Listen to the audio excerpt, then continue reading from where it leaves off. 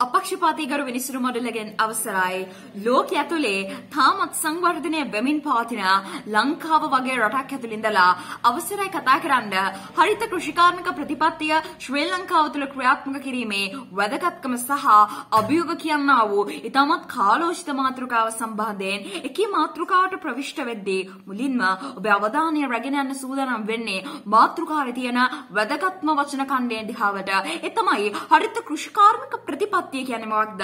සරලවම අපි දකිනවා වගාවන් වලට ඉතින් එහාට ගිහලා කෘෂිකාර්මික කටයුතු වලට සම්පූර්ණයෙන්ම කාබනික පොහොර දාගෙන කටයුතු ටික සිදු කරනවා නම් අන්න එතනදී අපි හරිත කෘෂිකාර්මික ප්‍රතිපත්තිය විදිහට ඒක හඳුන්වනවා. එතකොට ලෙඩ රෝග අවම කරන ඒ විතරක් නෙවෙයි පස දූෂණය පරිසර දූෂණය අවම මට්ටමකට ගෙන එන්න වගේම මිනිස්සුන්ට පිළිකා වකුගඩු රෝග ඇති කිරීම අවම කරලා පරිසරයට හොඳ ආරක්ෂාවක් ලබා දෙන්න වගේම හොඳ සෞඛ්‍ය ආරක්ෂිත අස්වැන්නක් ලබා ගන්නට අපිට මේ කාබනික පොහොර වලින් හැකියාව ලැබෙනවා. ඒ වගේම කාබනික පොහොර යොදා ගැනීම තුළින් මිනිස්සුන්ට වාසි ගණනාවක් ලබා ගන්නට හැකියාව තියෙනවා. ඕකත් එක්ක ලංකාව ඇතුළට 1998 රසායනික පොහොර ටික එනවා. රසායනික පොහොර ටික ඒමත් එක්ක අපි දකිනවා 2021 වර්ෂය වෙනකොට වකුගඩු රෝගීන් වැඩි වෙනවා. පිළිකා රෝගීන් ඉහළ මට්ටමකට පැමිණෙනවා. එතනින් එහාට ගිහිල්ලා ලංකාව ඇතුලේ ලොකු සෞඛ්‍ය අර්බුදයකට මුහුණ දෙන්න මිනිස්සුන්ට සිදු වෙනවා. මොකක්ද හේතුව?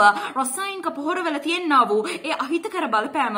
ඕකත් එක්ක මිනිස්සුන්ට අවබෝධ වෙනවා 1998 රසායනික පොහොර එන්න කලින් ඕන් භාවිතා කරපු කාබනික පොහොර වලින් ඔවුන්ට ලැබුණු ඒ වාසි ටික ගැන මිනිස්සුන්ට දැනුවත් වෙනවා. මිනිස්සු ඒ පිළිබඳ පසුතැවීමකට පත් වෙනවා. ඕකත් එක්ක ඒකේ වැදගත්කම මිනිස්සුන්ට අවබෝධ වෙන්නට මෙන්න මේ කාබනික පොහොර වලට හැකියාව ලැබෙනවා. එතනොත් එහාට ගිහලා අපි කතා බහ කරද්දී අද වෙනකොට 2021 වර්ෂය දිහා බලනකොට අපි දකිනවා මේ රසායනික පොහොර නිසා පරිසර දූෂණය ඉහළ මට්ටමකට පැමිණිලා තියෙනවා. පස දූෂණය ඉහළ මට්ටමකට පැමිණිලා තියෙනවා. ඕකත් එක්ක ජෛව ගෝලයටම විශාල අභියෝගයක් සහ විශාල බලපෑමක් සිදු වෙලා තියෙනවා. අන්න එතනදී අපිට හොඳාකාරවම අවබෝධ වෙනවා කාබනික පොහොර වලින් අපිට ලැබුණු ඒ වාසිදායක කරුණු කාරණා ටික සහ කාබනික පොහොර යොදා ගැනීම තියෙන වැදගත්කම අපිට එතනදී හොඳාකාරයෙන්ම දැක ගන්නට හැකියාව තියෙනවා. ඕකත් එක්ක ඊළඟට ඔබේ අවධානය රැගෙන යන්න සූදානම් වෙන්නේ හරිත කෘෂිකාර්මික ප්‍රතිපත්තිය ශ්‍රී ලංකාව තුළ ක්‍රියාත්මක කිරීමේදී ඇතිවන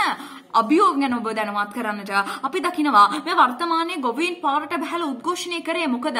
ඔවුන්ට හරියාකාර කාබනික පොහොර ටික නැහැ. මොකද ලංකාව ඇතුලේ කාබනික පොහොර ටික හරියාකාරව නිෂ්පාදනය වෙන්නේ නැහැ. ඒ නිෂ්පාදනය වීම අවම මට්ටමක් අඩු ප්‍රවණතාවක් අපි දකිනවා. ඕකත් එක්ක ඕව වගා භූමි සඳහා යොමු කිරීමේදී ගැටලුවකට ගොවීන් මුහුණ දෙනවා. ඔන්න එතන අභියෝගයක් ඇති වෙනවා. එතකොට ඒ අභියෝගයට විසඳුම් විදිහට ලංකාව ඇතුලේ හරියාකාරව මෙන්න මේ කියනා වූ කාබනික පොහොර ටික නිෂ්පාදනය වෙන්න ඕනේ. ඒ නිෂ්පාදනය වීමත් එක්ක ඒක යොදා ගැනීම තුළින් අපිට හොඳ ඵලදායී අස්වැන්නක් ලබා ගන්නට හැකියාව ලැබෙනවා. ඊළඟ කාරණාව විදිහට අපි ප්‍රධාන කාරණාවක් දකිනවා මේ කාබනික පොහොර යොදා ගැනීමේදී ඒකෙන් ලැබෙන ඵලදායීතාවය අවම මට්ටමක් ලැබිලා තියෙනවා. උදාහරණයක් විදිහට අපි තක්කාලි පැල දෙකක් ගමු. ඒ තක්කාලි පැලවල අපි එක පැලයකට දානවා රසායනික පොහොර ග්‍රෑම් 500ක්. අනිත් පැලේට අපි දානවා කාබනික පොහොර ග්‍රෑම් 500ක්. එතකොට ඒ රසායනික පොහොර දාපු පැලේ තක්කාලි ගෙඩි 50ක් එනවා නම් අර කාබනික පොහොර දාපු පැලෙන් අපිට තක්කාලි ගෙඩි 5ක් වගේ හරිය අවම මට්ටමක් ලැබෙන්නේ. ඔන්න ඕකත් එක්ක අපි දකිනවා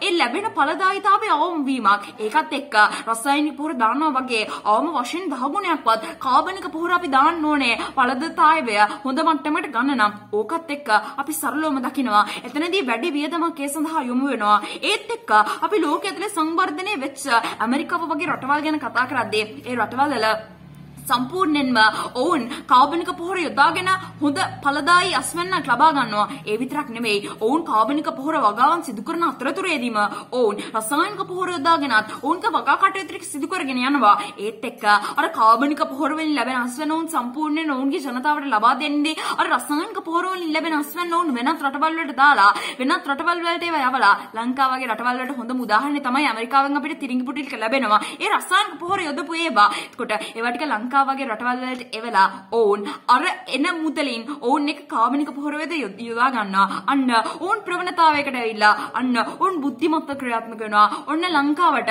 තියෙන අභියෝග ටික. එතකොට ඒ අභියෝග වලට හරියාකාරව අපි මුහුණ දුන්නොත් අපිට පුළුවන් ලංකාව ඉහළ මට්ටමකට ගෙන්න එන්නට. එහෙනම් හරිත කෘෂිකාර්මික ප්‍රතිපත්තිය ක්‍රියාත්මක කිරීම ලංකාව වගේ රටකට ගැලපෙනවද කියන කාරණය ඔබට හිතන්න මතකට අවස්ථාව දෙමින් මම නිහඬ වෙනවා. ඔබ සැමට දලඳා සමිති පිහිටයි.